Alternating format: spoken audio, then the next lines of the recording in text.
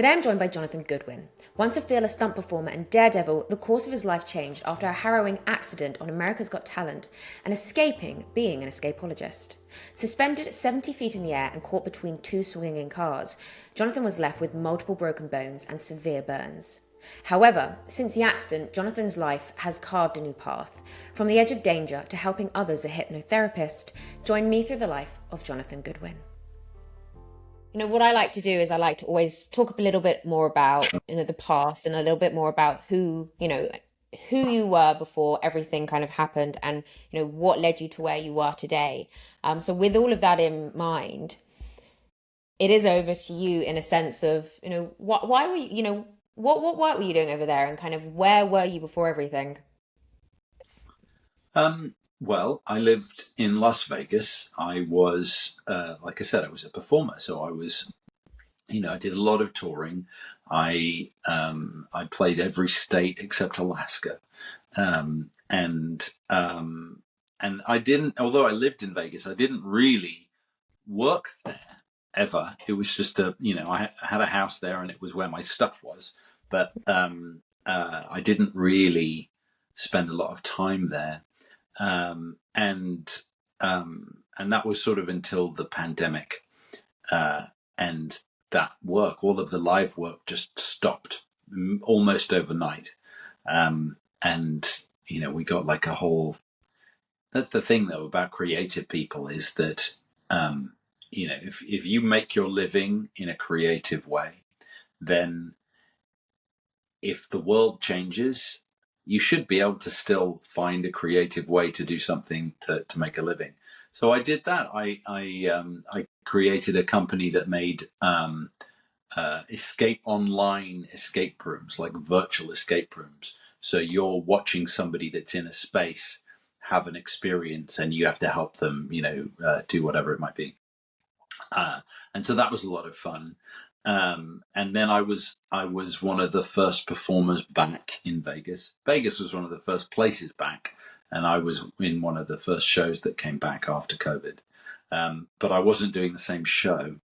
I was. It's very funny because like I said, I toured in a Broadway show, and then the gig that I got was in a high-end topless dancing show in Vegas. Uh, I would stand in the wings and pinch myself every day. I'm like, how did I end up here? This is just crazy. And what was great about it, was I quite enjoyed it in many ways, not for that reason, but because it was a real challenge as a performer, because they were not there for me. I would regularly walk out on stage to booze, because I didn't have boobs. And but then, so the challenge is to kind of get the audience on your side, which was great, and I always did. But that was interesting. But it made me realize, actually, that the Vegas thing, which had always been, if you're a variety entertainer, or if you're in that kind of performance, then Vegas is sort of the pinnacle. That's the place that you wanna be, and it's crap, actually, because nobody's there for you unless you're maybe someone like Adele, or maybe Elton John. Nobody goes to Vegas to see a show, a specific show. You might go and see Adele, you go fly there to go and see Adele, but unless you're there, then they go to Vegas for Vegas, and then they're like, what show should we go and see? So consequently, it's never your audience. And it feels like Vegas, to me, feels like a bunch of cruise ships that never go anywhere. It's not that kind of show, and I didn't like it. It made me realize that actually I need to set my sights in different directions. And it was about the time that I was having that thought that I had my accident. In your words, then, obviously, what happened in your accident? So I was performing for I had done Britain's Got Talent and loved that experience, and then I did America's Got Talent and didn't like it as much. But I was persuaded to go and perform on. They were doing a spin-off of America's Got Talent, which was an extreme version, and obviously that's what I do. And the problem is, if you're an extreme performer, they're very rarely going to win a mainstream sort of show, because they're like, those acts are like, they're a bit like Marmite. You either like being scared or you hate it, and so it's very difficult to sort of get enough people to be like, yeah, this guy should win, or should be in the final, whatever. So an extreme version seemed like, well, then it's on my side. So I decided to do the show, against my better judgment, because I had not had a great experience. Really, it was okay, but it wasn't ideal. And I was doing a big stunt. I created. That was the difference between what I would do and what other performers tend to do, is that I would not do my act, or an act that I'd been doing for years on those shows. I would create something specifically for them, because they quite often, a lot of the things that I'd done in my past were very large scale stunts. So they knew I could do that kind of thing, and they like scale in those shows. And so I was coming and doing things with cranes and, lots of large scale things, which, if you're a touring performer, you're not touring with a crane, that's not how it works. And so they don't very often get those kinds of acts or stunts in those shows. And that's a box I could tick for them. So I created a stunt where I was hanging 30 feet in the air upside down in a straitjacket from a crane, and suspended from the same place as me were two cars that were pulled back and held in position, and they were laced with explosives. And my challenge was that I had to escape from the straitjacket that I was in, and pull a release at my ankles and drop into an airbag before the cars swung and collided and hit me. And everything that could have gone wrong went wrong. I did exactly what I was supposed to do, but other things occurred. And so the cars swung, hit me, exploded, and then I fell. But I was not, at that point, I was not over the airbag anymore because I'd been hit. So I fell 30 feet headfirst to the ground. And I had massive third-degree burns from the explosion. I broke both my legs really badly. I injured my liver, destroyed one of my kidneys. I punctured a lung, and broke my ribs. I broke both my shoulders, and then I suffered a complete spinal injury. And so that was that. Then I got a free ride in a helicopter to hospital. Like the addition of the free ride in a helicopter. So obviously that wasn't long ago now, was it?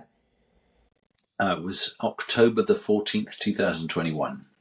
Yeah, so that's not long ago at all. And then from that onwards, we're only 2 years away now. So from that, how, what was your journey from that since? Wow.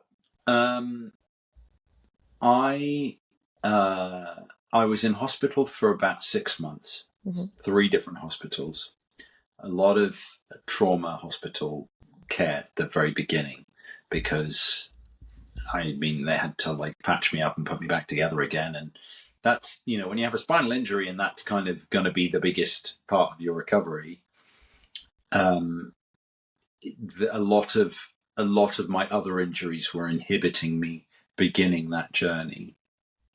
And so a lot of that time I was in hospital in Atlanta, which is where the stunt happened, for about 5 weeks. And then I was airlifted back to the UK, and I spent another month in hospital in a trauma ward in an NHS hospital in Paddington.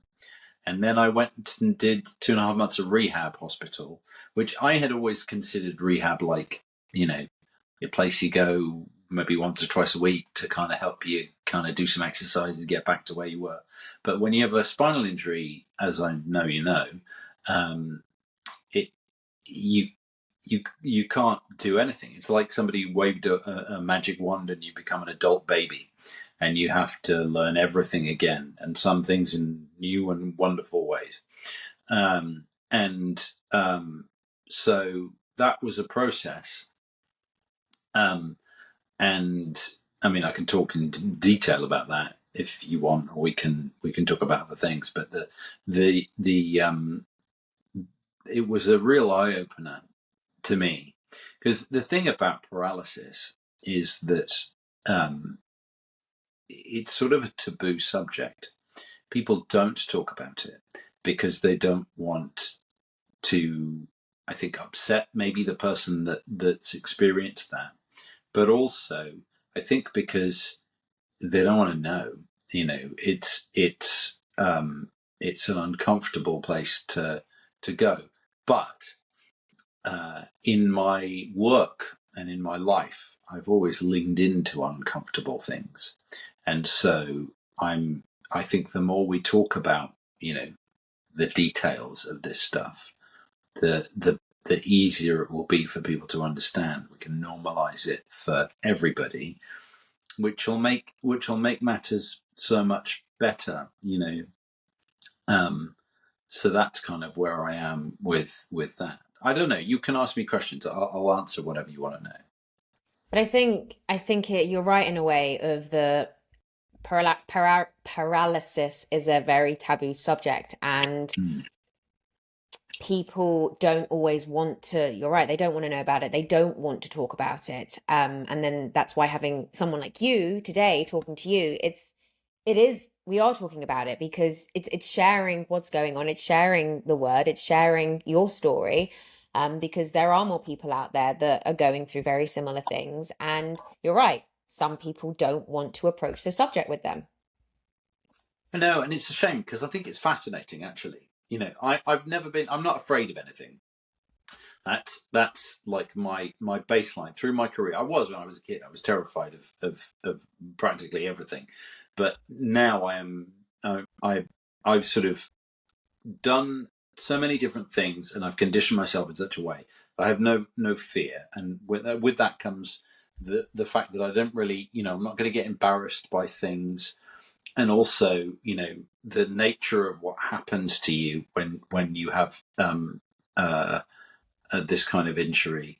You have to wave a white flag with regards to like any kind of ego or any of those sorts of things. So I don't care. I'm happy to talk about any of it, and I think it's fascinating. Like the I don't know what your level of physical sensation is now and what it was, because obviously we haven't talked that much about your injury, but I it just talking about the sensation of it is quite interesting. So I'm what's called a T11 complete spinal patient. So I work from basically the waist up. I'm normal, and then from the waist down, I don't work at all. It feels like if you've ever walked into the sea and stood in a really cold ocean up to your waist for, I don't know, 5 minutes or so, and you get that sensation of just numb. So it's not like I have no physical sensation. It's not like there's nothing below my waist and I feel like I'm floating. I can feel that my legs are there. They just are numb. They just don't respond, which is an odd sensation, and that's like a permanent thing. I think one of the things that people don't talk about with regards to paralysis, which I think is interesting, is that I have found the lack of physical touch one of the most difficult things to kind of not come to terms with, but in moments where I have like a little sad moment, which are rare actually, to be honest, but in those moments, it is usually about that. I might get frustrated that I can't stand up and reach something, but with regards to the connection to emotion, it's the idea of like not being able to feel the sensation of sand squishing between my toes that first time you take your shoes off when you step on a beach, or paddling in the ocean, or that gorgeous feeling when you step onto to like grass with bare feet is fabulous, isn't it? And the idea of not feeling that's kind of sad. Nobody really talks about that lack of connection with the earth that you have when you lose the sensation specifically. And then the other stuff that people don't talk about are, and it's funny because I'm now an ambassador for the Spinal Injuries Association, and one of the things that we are really trying to educate people about, and actually more medical professionals than the public, but it's all part of the same big conglomeration, is to do with bladder and bowel care. If I can sort of go there, as it were, because when you don't work from the waist down, it's not just your legs you don't work; everything doesn't work. So, if we talk about bladder first, I that doesn't work really for me at all. So I have to stick a foot-long tube in the last place you want to put a foot-long tube, and it's really the only time that I'm ever glad that I don't have any sensation. And that's 6 times a day. I mean, it's fine actually. That's not a big deal. And then the and my bowels. I sorry, I come sort of hijacking your lovely podcast to talk about toilet things, but it's important actually, and I'll get to the reason why.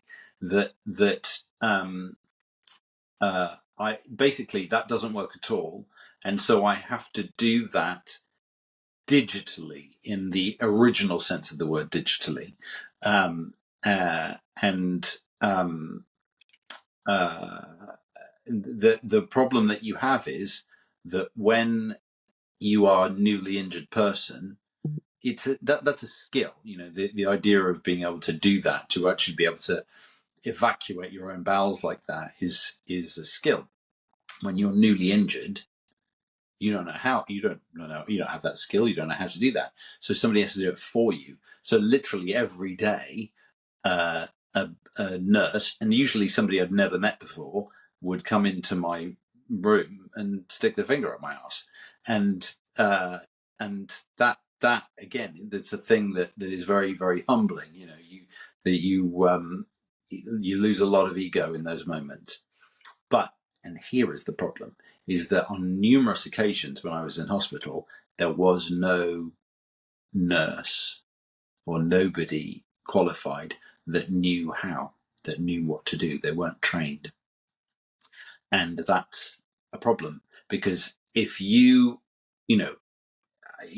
funny, because obviously you start to back up in that way. And yeah, it's funny, we all know, Goodwin, you're full of shit. But it can lead to very serious injuries, and even in extreme cases, death. And it is not too much to ask for, the idea that there is, if you've got a spinally injured person, that there is somebody in the hospital that is educated and trained to know how to take care of that person. So, it's a challenge, and that's a challenge that I still meet regularly. If I go and see my GP, quite often it feels like I'm educating my GP about what I need, and then he'll just refer me to somebody else. But you have to go through that step, and they just don't know. It's not something that they come across very often, despite the fact that spinal injuries are incredibly common. I actually appreciate you going into that information, even though you said you were hijacking it, because, like we said before, not a lot of people do talk about those kind of things. So they are Yeah. extremely important. I mean, I just learned about that today as well. And I think this is the thing as well, is for anybody with whatever their injury might be, spinal cord or not, you do have to learn different things in new ways, things that you might have spent your whole life doing. You then have to learn a completely different way to Mm. do whatever it is. And when it came to having to learn new ways to do certain things, how was that for you? How did you take that? Well, I've spent my lifetime learning physical challenges, learning physical skills. So it was a little bit like somebody handed me a keys to a car I already knew how to drive. Mm. Um, uh, and I'm incredibly bloody minded and determined. So I got through. They basically wrote me a list of everything that I needed to be able to do before I could leave hospital, and I they had predicted how long it would take, how long I would be in hospital, and I left about 2 months before they predicted that I would, um, because I was like, I was just it because of all of the trauma care that I had been through. I was just so sick of being in hospital, um, and um, and you can't go home. There's no because you wouldn't be able to look after yourself. So you have to go through those things and also get your home ready in order that home is okay for you to live in.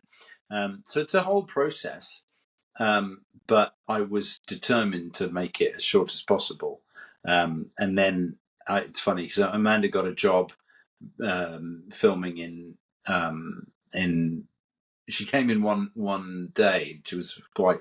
She would come and visit me every day, and she came in one day. She was quite dejected, and I asked her why, and she said, "Oh, I've got this really great job offer, but I can't do it because it's when you leave hospital, and uh, and it's in Hungary. It's in Budapest." And I was like, "Sounds amazing. Let's go to Hungary." So we did. Well, I didn't go home. I left hospital and went straight to Heathrow, and we flew to Budapest. And so my first 6 weeks out of hospital, I was in Budapest, which is incidentally is the least accessible city in Europe. But I figured if I could make it there, it's like New York, New York. If I could make it there, I can make it anywhere. And it was fine, it was easy. And So that was my beginning of getting out of the zoo and getting released back into the wild. What do you do now then? So I do lots of things. I had always harbored an ambition to be a screenwriter. Mhm. And so I'm doing that, and I have written a few things which are with different production companies, which is very exciting. There's a whole new world for me, but one that I'm excited to kind of dive into. And then the other thing is, I had always done hypnosis through my life. Not really as a performer, although I had used it in different ways, but never something that had been my main focus. And I have this compulsion now in this new me, in this new sort of second life that I'm leading, to help people. Um, it does feel a little bit like that. It feels like a second life. I could be convinced that I died and or made it into a parallel universe or something, because everything about my life changed in one moment, and it's like I get to carve a completely new path. I escaped being an escape artist, and but I knew I wanted to help people. The challenges, was, what is that? And then I had this epiphany that maybe hypnosis could be the thing, because it has a really bum rap. People are very suspicious of it because of the way it's traditionally presented, and people, they come into contact with it in sort of, magic shows or hen parties and stuff like that. The guy's going to make you think you're a penguin. But what people don't realize is that and it's a panacea for almost any of the psychological challenges that people deal with, from exact anxiety, IBS, fears, phobias, procrastination. I mean, any basically unwanted emotion, feeling, or behavior that you have is something that can be resolved through hypnosis. And it's really quick. People spend thousands going to, therapy week after week after week, and they can come and see, someone that does what I do, and have it be resolved in half an hour. So I love that, and my mission really. I mean, I love helping people and doing that part of it, but my mission really is to try and move the needle and change the public perception about it, so that people aren't as intimidated by it, and more people can get the help that they need. You're right, though, because I think a lot of people, when they think about hypnosis, they think of magic shows and they think Right. of, suddenly you're under my spell. And it's people are kind of, they think that's someone from the crowd that's been picked that's already in on it. You're right. It's very much people don't necessarily believe it. So They it's don't believe interesting. it, or they don't believe it, and they also maybe don't like the idea of giving up control, because that's how it's presented. It's presented as I snap my fingers and you'll do what I say, and all of that part of it is stagecraft. It's nonsense. It's they present it in that way, but hypnosis is not a thing that I do to you. It's a thing that you do to you, and I'm just showing you how. And it is really learning. That's all it is. It's gussied up as this sort of mystical thing, but it's learning. And we learn two ways. You learn intentionally, for something you want to learn, and then unintentionally, we learn unconscious things all the time. Nobody ever chose to learn a fear of spiders. Um, and yet there are people that have that, and no baby was born with a fear of spiders. It's literally something that we learn, and hypnosis is a way that you can combine those two things, so you can intentionally learn something unconsciously.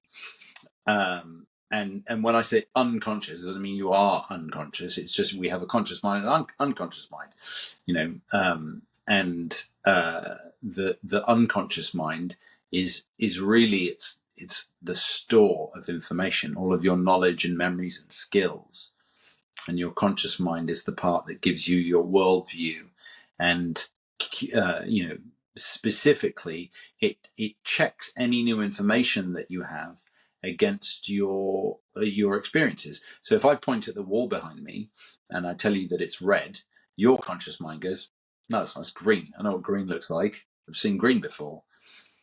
But if I give your conscious mind something to do, if I give it something to focus on, then when I talk to you, I'm talking to your unconscious mind. And your unconscious mind, by function, doesn't take in new information. That's not its job. So I can tell your unconscious mind that the wall is red, and it'll go, okay. And that's how it works. But that shift of your conscious mind is present anytime you learn anything. If you think about when you learn something consciously, like when you learn through repetition, you concentrate on the thing that you're learning the first time you look at it, and then you concentrate the second time you look at it, and then maybe a bit less the third time, but slowly as you repeat it 4, 5, 6 times, the repetition creates a state of boredom in your conscious mind, and once you're suitably bored, then you learn it. And the same is true if we learn unconsciously. Most of the time that happens in moments of heightened emotion, and it can be any emotion: fear, the love. It's why our partners and our parents are in positions of power, because they can tell us things and we learn them. If you walk down the street later today and someone you don't know calls you an idiot, you would dismiss that, probably with a few expletives, and move on with your day. But if somebody you care about says that to you, especially with a bit of repetition, goes in, you learn it. And here's the rub, is you cannot consciously unlearn anything. I can't tell you to unlearn how to tie your shoes. where would you begin? You know, but that shift of your conscious mind that's present in hypnosis, present in that learning through repetition, it's right there in emotional learning as well. Think about the last time you got really angry and you're shouting and swearing and kicking the furniture. You Are you thinking about what you're saying and doing, or is it just coming out of you? In those moments, your emotions rise up, your conscious mind gets suppressed, and then we're vulnerable to learn things that may not be that helpful to us. But that's what tends to happen. And that's why 5 minutes later we sit there and we think, wow, did I really just say that? Right? Yeah, Mm. totally. When But when it shifts back in. Mm. But in everything you were saying, it was interesting because that's like self-limiting beliefs as well. That's not something that when we were a kid we decided, right, we're going to learn this about ourselves. So when we're older, we're going to think this. No, it was a case of, I guess, just constantly or for whatever reasons, it just happened. And then suddenly that's it. That's your self-limiting belief. We are, as children, we're sponges. We learn everything, and it's not just, your parents teach you the alphabet and numbers and how to wipe your bum or whatever, but we learn everything. So if you've got a parent that's really anxious, you are likely to become an anxious person. And if you've got a parent that withholds love or affirmation, then you're going to spend your life looking for that affirmation in other places unless you do something about it. So really, it's the kind of thing that, far be it from this sort of backroom thing that is suspicious, everybody should go through it, because I think it's almost impossible to become an adult and not have some sort of unconscious control that is going to inhibit us in later life.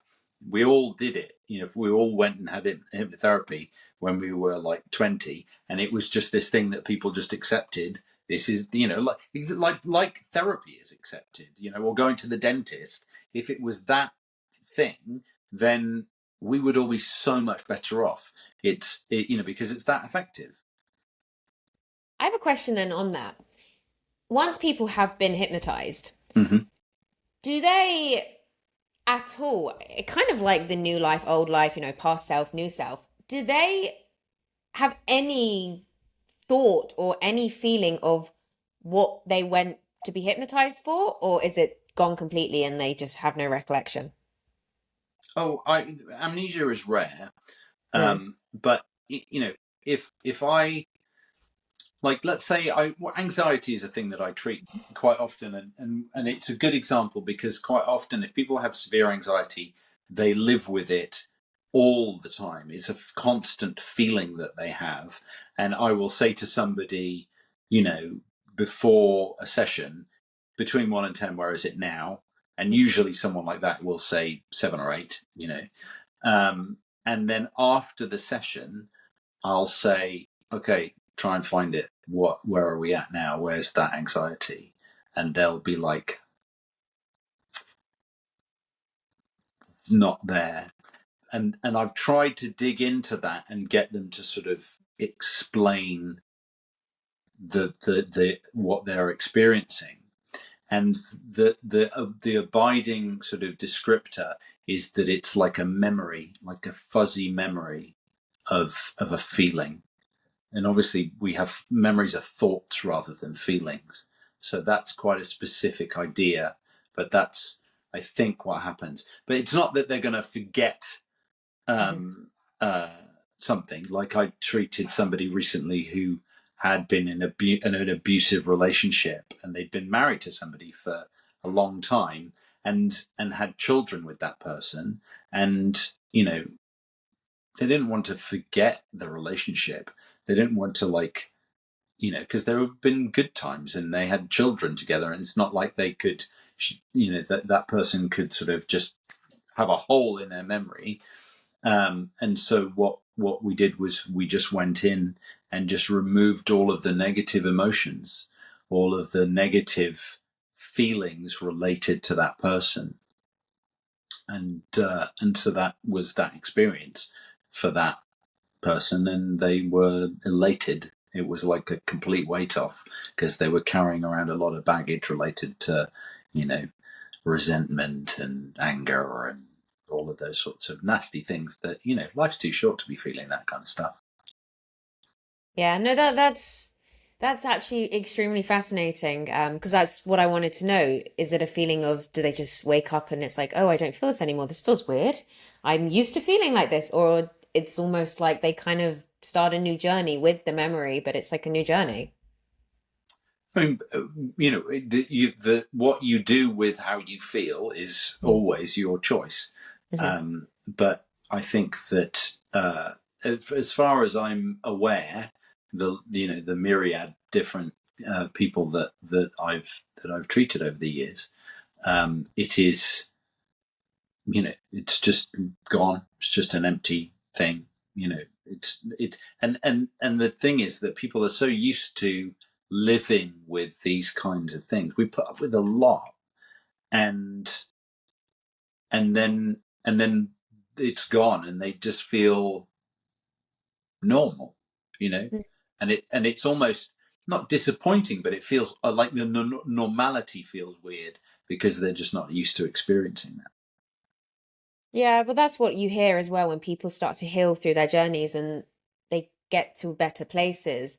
Their mind, their body, their soul, it's not used to not feeling anxious or whatever it might be. So they Mm. almost you want to like hold on to it, but it's like, no, I'm healing. Like let's let go of it. Yeah. Yeah, well, it's scary because a lot of the time, anxiety is a good example because anxiety is a protective mechanism.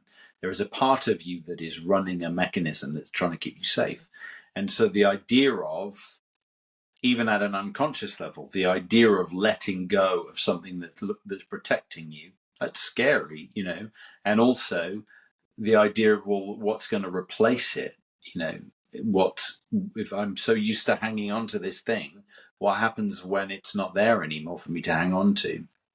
um, and the good news about that is that all of those are conscious worries. That those are things that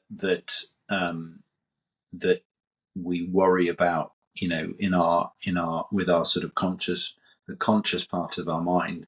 And it doesn't inhibit the remedy, because anxiety exists in your unconscious. A lot of people get confused between stress and anxiety. Stress being something that has a very obvious cause. If you're going to have a bad day at work, your boss is an arsehole or whatever it might be, then there's a very clear line between how, what the cause of that is, and how you feel. Whereas anxiety doesn't. Anxiety is a thing where you're like, oh my God, I feel like I've got something inside me, like a bird in my chest, or I'm panicking or whatever. And more often than not, you have no idea why. It just hits you. And uh, and because it's coming from an unconscious place, and most of the time, that trigger, the thing that triggered that response, is probably something that happened to you years ago. Could be when you were a kid, and then all of a sudden it comes back. And so it's not an obvious thing that you're like, oh no, I know why I'm feeling that. It's one of the most interesting parts of my job is when I first start talking to somebody and they go, look, I'm experiencing this, and I've done this enough to then be able to go, okay, when did you first experience it? All right, what was your relationship with your parents like? And you go back, and it's a little bit like playing a detective. You can work out very quickly actually what the thing is. And the difference between hypnosis and therapy is that that's about as much as I need to know. And if I can understand where it comes from, then we can resolve it, because we can't change the past. We can't change what happened. What we can do is change the symptoms that are caused by what happened. And so it's not really important we don't have to sit and talk about, the terrible things that have happened to people. It's, if we can get an acknowledgement of where it comes from, that's great. And then we can resolve, the negativity that comes from it. Well, because that's the thing, isn't it? It's when you're triggered and, everyone manifests with their triggers differently. But it is something that, if we really pinpoint, it's probably years and years and years ago. But that's the thing, not a lot of people will sit there and want to go back because they don't think it's something that happened years ago. They're like, no, it's something that happened yesterday. Realistically, it's something that was probably years ago. With regards to mental health, then, I want to know a little bit more about kind of where yours went after the accident and kind of where it is now. It's unfortunately or fortunately, a bit of a non-answer, because I really haven't had a great deal of trauma, or really very much at all. I It was my response to finding out that I was paralyzed was okay. That was basically it. And I know that sounds sort of glib, but I've always been a person that lives in the moment, and I'm a real stoic, and I, it, we so often, especially now, we live outside of the now. Um, uh, right now, you could scratch your cheek, you could stand up and get up and walk out, you could do any number of things right now, but you can't do that 5 minutes ago, and you might not be able to do it in 5 minutes' time, because this is the only moment that we live in. Now, that sounds like a really obvious thing to say, but so much of our time, so many times, many times, people spend their lives worrying, about things that are going to happen, or lamenting things that did happen. And both of those are, to my mind, wastes of energy, because you can't change, or you can't change the past and you can't predict the future.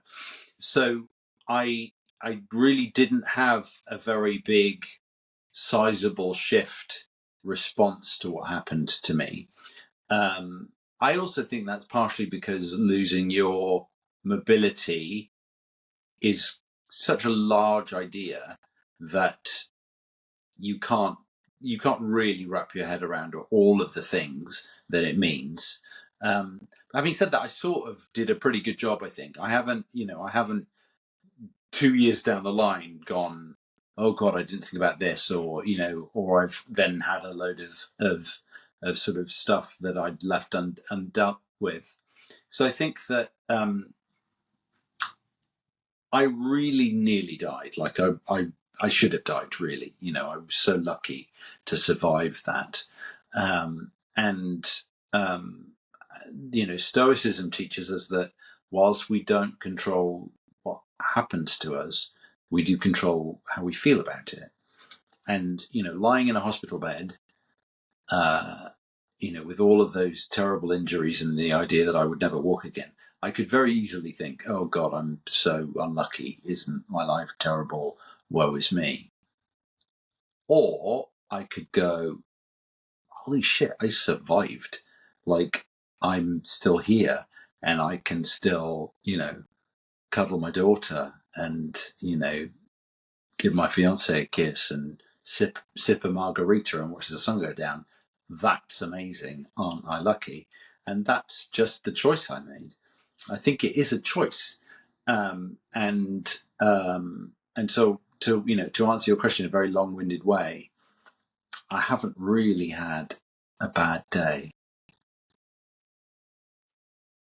Yeah, I mean, it's interesting that you again said that, and I think everyone's mindsets and everyone's things are very different, and it Sure. is it is it is how you look at it, it is how Mhm. you perceive it, it is how you want to work through whatever it is that's going on. So it's an interesting one. And I think also with regards to that, you said you escaped being an escapologist. So even though the things that you're doing now, you've always actually wanted to do, but kind of letting that part of you go, um, How was that for you?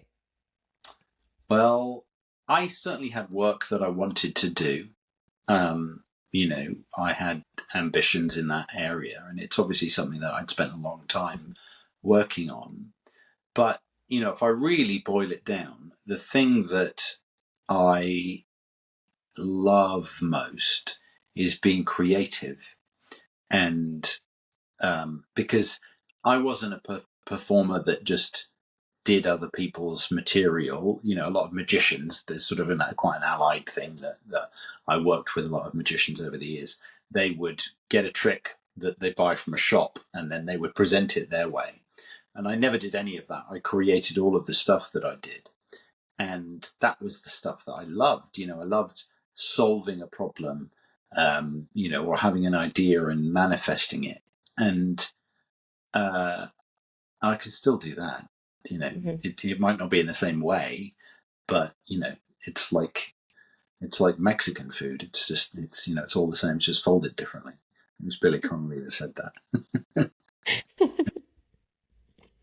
But in a way, actually, it's a little bit like what you were just talking about. It's finding what we were talking about before. It's like finding small things, like you said, cuddling your daughter, having a sip of a drink, watching the sunset. Again, in a way, it's okay if things aren't working one way. What is another way that you can do it? What is another way that you can fold it? What is another way that can make you smile? And it's following that as well. And I get it. A lot of people have one path, they have one dream, they have one vision, and sometimes things come and shift it completely to things they never expected. But then it's like, okay, so what are we going to do? Hmm. If we can still do certain things, then let's try other things while we can still do that as well. That's my philosophy entirely. And that comes from living in the moment, but also it's about. It's funny. Amanda and I have this whole expression about don't hold the soap too hard, because if you're holding a wet bar of soap, if you really grip it and you really whatever, then it's gone. It's going to slip straight out of your hand. Whereas if it's just resting there nicely, it's going to stay there forever. And I think that's the analogy, because if you really really focus all of your happiness on something that is going to happen in the future, some future event or plan of your life, then you know fate, entropy, whatever you might want to call it, is probably going to step in and screw that up. And and if that's where your happiness lies, then you're setting yourself up for a lifetime of unhappiness and disappointment. Um, we went on holiday last year to Crete, and we had this day planned. We went scuba diving in the morning, and then we were going to go and do some different things in the afternoon. And uh, Amanda drove the car on a little errand and got a flat tire, and a really bad one. Like it was, and we were in a rental car, and that was the day done, and we'd like knackered the rental car, which was going to take us where we needed to go for the rest of the holiday or whatever. And so she came back to me distraught, and upset about it. And my response was, okay, right, I will call the rental car company. That looks like a really great place to go and have some lunch. Let's go and get some lunch and have margarita and watch the sunset, or whatever it was. And honestly, that afternoon was one of the nicest afternoons of the whole holiday. And that's it, isn't it? It's just that you could either choose to go, "Oh, my day is ruined and this is just all terrible," or you could be like, okay, what's next? And I think that's the key, is just being able to go, what's next.